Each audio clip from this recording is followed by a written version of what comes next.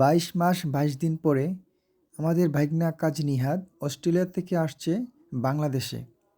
আজকে আসছে তার নানু বাড়িতে বেড়াইতে। ভাইগনা আসবে তাই আমার ভাই বোনরাও বাড়িতে আসছে। এখন আমরা ভাই বোন সবাই একসাথে বাড়িতে।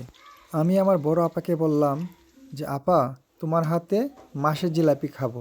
কারণ আমাদের উড়াল বাজারে চিনির জিলাপি, গুড়ের জিলাপি পাওয়া যায়, মাসের জিলাপি পাওয়া যায় না।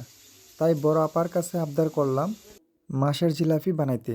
আপাও বানানো শুরু করে দিল। আপনারা দেখতে পাচ্ছেন মাসের জিলাপি বানানো শেষ।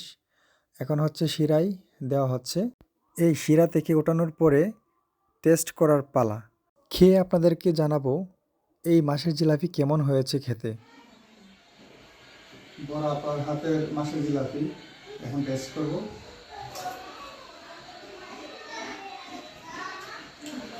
মাশাআল্লাহ, আলহামদুলিল্লাহ।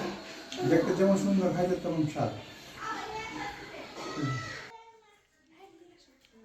দেখ না হাতের মাসের জিলাপি কেমন খাইতে? It was the most fabulous thing I had ever had from last 2 years. অনেক ক্রিস্পি আর ক্রাঞ্চি।